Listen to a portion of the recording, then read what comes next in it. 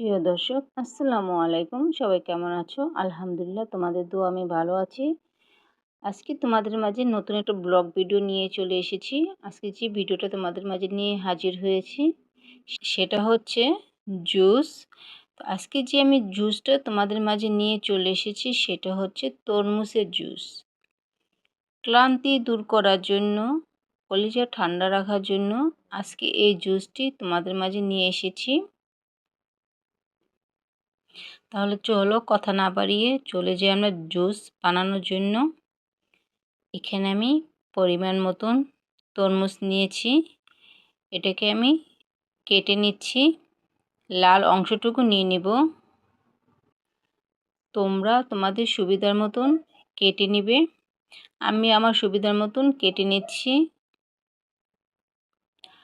আর এই জুসটি খেলে গরমের মধ্যে ক্লান্তি দূর হয়, কলিজাটা ঠান্ডা হয়, খুব মজাদার একটা জুস।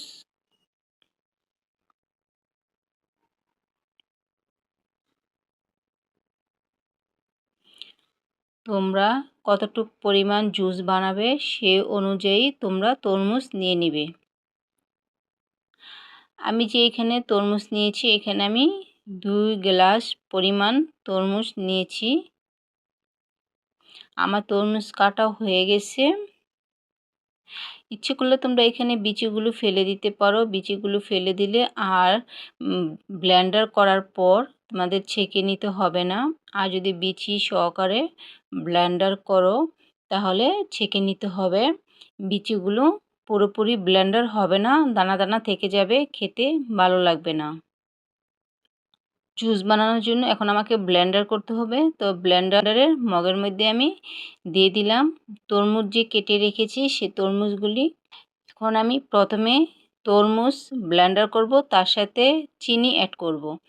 তো যে পরিমাণ আমি তরমুজ নিয়েছি সে অনুযায়ী আমি এখানে টেবিল চামচের 1 চামচ, 1 চামচেতে অল্প পরিমাণে একটু বেশি আছে চিনি অ্যাড করেছি।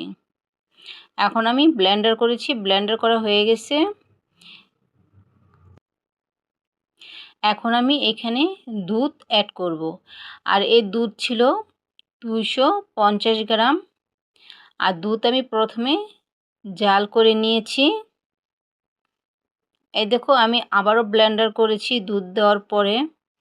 জুসটা কি টেস্টি হয়েছে, দেখতে অনেক মজাদার। এখন আমি গ্লাসে পরিবেশন করব। যেহেতু আমি যে বিচি ছিল তরমুজের মধ্যে সে বিচিগুলো আমি ফেলে দিয়েছি, এখন আমাকে আর ছেঁকে নিতে হবে না। আমি যদি বিচি ফেলে না দিয়ে ব্লেন্ডার করতাম তাহলে আমাকে ছেঁকে নিতে হতো। দুপুরে ক্লান্তি দূর করার জন্য এই জুসটি পান করতে পারেন।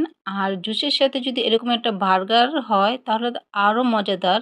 তো এই বার্গারটি তৈরি করেছি আমি, সে ভিডিও দেওয়া আছে,